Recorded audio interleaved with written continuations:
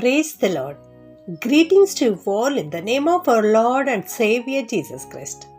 Today's Bible verse, the Gospel according to St. Matthew, chapter 13, verse 43.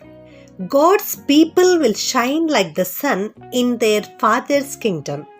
ಮತ್ತಾಯನು ಬರೆದ ಸುವಾರ್ತೆ 13ನೇ ಅಧ್ಯಾಯ 43ನೇ ವಚನ. ನೀತಿವಂತರು ತಮ್ಮ ತಂದೆಯ ರಾಜ್ಯದಲ್ಲಿ ಸೂರ್ಯನಂತೆ ಪ್ರಕಾಶಿಸುವರು. ಇವತ್ತು ದೇವರು ನಮಗೆ ತಿಳಿಸುತ್ತಿರುವ ವಾಕ್ಯ ನೀತಿವಂತರು ಸೂರ್ಯನಂತೆ ಪ್ರಕಾಶಿಸುವರು ಎಂಬುದಾಗಿ. ಹೌದು, ನೀತಿವಂತರಿಗೆ ದೇವರು ಆಶೀರ್ವಾದಗಳನ್ನು ಇಟ್ಟಿದ್ದಾರೆ. ನೀತಿವಂತರನ್ನು ಯೆಹೋವನು ಉದ್ಧರಿಸುವನು. ನೀತಿವಂತನು ಮತ್ತು ಅವನ ಸಂತತಿಯವರು ಯಾವಾಗಲೂ ಒಳ್ಳೆಯವರಾಗಿ ಜೀವಿಸುತ್ತಾರೆ. ಅವರಿಗೆ ಯಾವತ್ತೂ ಕೂಡ ಯಾವ ಕೊರತೆಯೂ ಉಂಟಾಗುವುದಿಲ್ಲ. ಅವನು ಮತ್ತು ಅವನ ಸಂತತಿಯವರು ಭಿಕ್ಷೆ ಬೇಡಿ ತಿನ್ನುವುದಿಲ್ಲ. ಅವನು ಮತ್ತು ಅವನ ಸಂತತಿಯವರು ದಿಕ್ಕಿಲ್ಲದವರಾಗಿ ಬಿದ್ದಿರುವುದಿಲ್ಲ. ಅವರು ದೇಶವನ್ನು ಅನುಭವಿಸುತ್ತಾರೆ. ನೀತಿವಂತನ ಬಾಯಿಯು ಸುಜ್ಞಾನವನ್ನು ನುಡಿಯುತ್ತದೆ ಎಂಬುದಾಗಿ ನೀತಿವಂತನ ಕುರಿತು ಸತ್ಯವೇದದಲ್ಲಿ ಅನೇಕ ವಾಕ್ಯಗಳನ್ನು ನಾವು ನೋಡುತ್ತೇವೆ ಪ್ರಿಯರೇ. ನೀತಿವಂತರ ಮಾರ್ಗವನ್ನು ಯೆಹೋವನು ಲಕ್ಷಿಸುವನು, ಅವರನ್ನು ಉದ್ಧರಿಸುವನು, ಅವರ ಜೊತೆಗಿರುವನು, ಅವರ ಕೈ ಹಿಡಿದು ನಡೆಸುವನು. ಇಲ್ಲಿ ಈ ವಾಕ್ಯದಲ್ಲಿ ನಾವು ನೋಡ್ತಾ ಇದ್ದೇವೆ, ನೀತಿವಂತನು ಸೂರ್ಯನ ಹಾಗೆ ಪ್ರಕಾಶಿಸುವನು ಎಂಬುದಾಗಿ. ಈ ಸೂರ್ಯನಲ್ಲಿ ತ್ರಯಕತ್ವ ಇದೆ ಎಂಬುದಾಗಿ ಅನೇಕ ವೇದ ಪಂಡಿತರು ಹೇಳುತ್ತಾರೆ.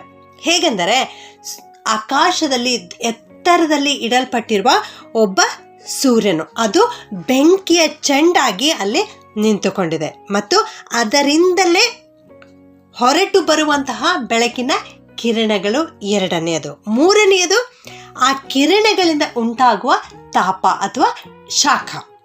ಎತ್ತರದಲ್ಲಿ ಇಡಲ್ಪಟ್ಟ ಆ ಸೂರ್ಯನನ್ನು ತಂದೆಯಾದ ದೇವರನ್ನು ಸೂಚಿಸುವಂಥದ್ದಾಗಿದೆ ಮತ್ತು ಈ ಭೂಮಿಗೆ ಬರುವ ಸೂರ್ಯನ ಕಿರಣಗಳು ಕರ್ತನಾದ ಯೇಸು ಕ್ರಿಸ್ತನಿಗೆ ಸೂಚಿಸುವಂಥದ್ದಾಗಿದೆ ಮತ್ತು ಅದರಲ್ಲಿಂದ ಬರುವಂಥ ಉಷ್ಣವು ಪವಿತ್ರಾತ್ಮನನ್ನು ಸೂಚಿಸುವಂಥದ್ದಾಗಿದೆ ಪ್ರಿಯರೇ.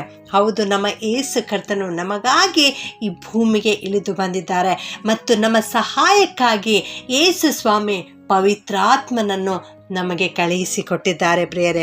ಹೌದು, ಈ ರೀತಿಯಲ್ಲಿ ಕರ್ತನ ತ್ರಯಕತ್ವವು ಸೂರ್ಯನಿಂದ ಪ್ರಕಟವಾಗುವುದನ್ನು ಕಂಡು ನಾವು ಸಂತೋಷ ಪಡಬೇಕು ಪ್ರಿಯರೇ.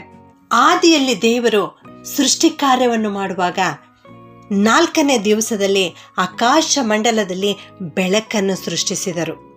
ಈ ಬರಿದಾದ ಆಕಾಶ ಮಂಡಲದಲ್ಲಿ ಸೃಷ್ಟಿಕರ್ತನು ತನ್ನ ಸ್ವಂತ ಹಸ್ತದಿಂದ, ತನ್ನ ಬಾಯಿ ಮಾತಿನಿಂದ ಸುಂದರವಾಗಿರ್ತಕ್ಕಂಥ ಸೂರ್ಯ, ಚಂದ್ರ, ನಕ್ಷತ್ರಗಳೆಲ್ಲವನ್ನ ಉಂಟು ಮಾಡಿ ಅಲ್ಲಿ ಆಕಾಶ ಮಂಡಲದಲ್ಲಿ ಇಟ್ಟಿದ್ದಾರೆ. ಹಗಲನ್ನು ಆಳುವುದಕ್ಕೆ ದೊಡ್ಡ ಬೆಳಕನ್ನು, ಇರುಳನ್ನು ಆಳುವುದಕ್ಕೆ ಚಿಕ್ಕ ಬೆಳಕನ್ನು ದೇವರು ಉಂಟು ಮಾಡಿದ್ದಾರೆ. ಆದುದರಿಂದ ನಾವು ನಮ್ಮ ತಂದೆಯಾದ ದೇವರನ್ನು ಕೃತಜ್ಞತೆಯಿಂದ ಸ್ತುತಿಸಬೇಕು, ಕೊಂಡಾಡಬೇಕು ಪ್ರಿಯರೇ.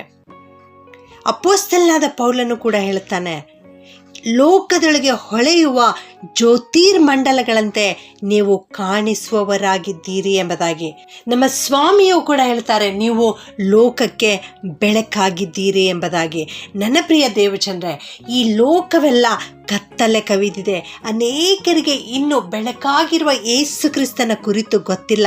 ಅವರಿಗಾಗಿ ನೀವು ಸುವಾರ್ತೆಯನ್ನು ಸಾರಲು ಬೆಳಕಾಗಿ ಈ ಲೋಕದಲ್ಲಿ ಜೀವಿಸುವಿರಾ. ನನ್ನ ಪ್ರಿಯ ದೇವ ಮಕ್ಕಳೇ, ಯೇಸು ಕ್ರಿಸ್ತನು ಧರ್ಮದ ಸೂರ್ಯನಾಗಿ ನಿಮ್ಮೊಳಗೆ ಇಳಿದು ಬಂದು ನಿಮ್ಮ ಹೃದಯದಲ್ಲಿಯೂ ನಿಮ್ಮ ಆಂತರ್ಯದಲ್ಲಿಯೂ ಬಂದು ನೆಲೆಸಿ ನಿಮ್ಮ ಜೀವನವನ್ನು ಪ್ರಕಾಶಗೊಳಿಸಲಿ. ಪ್ರಾರ್ಥನೆ ಮಾಡಿಕೊಳ್ಳೋಣ. ಪರಿಶುದ್ಧನಾದ ನಮ್ಮ ಪರಲೋಕದ ತಂದೆಯಾದ ದೇವರೇ, ನಿಮ್ಮನ್ನು ಕೊಂಡಾಡುತ್ತೇವೆ ಕರ್ತನೆ.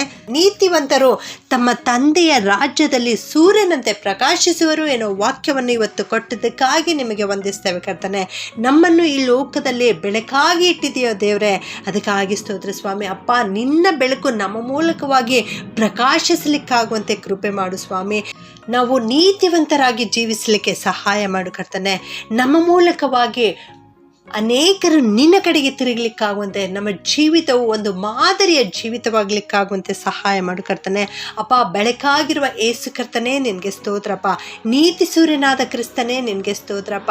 ನಾವು ನಿನ್ನಲ್ಲಿ ಬಂದು ನೆಲೆಗೊಂಡು ಅನೇಕರನ್ನು ನಿನ್ನ ಕಡೆಗೆ ತಿರುಗಿಸಲಿಕ್ಕೆ ಸಹಾಯ ಮಾಡು ದೇವರೇ. ಯೇಸುವಿನ ನಾಮದಲ್ಲಿ ಬೇಡುತ್ತೇನೆ ತಂದೆಯೇ, ಆಮೆನ್.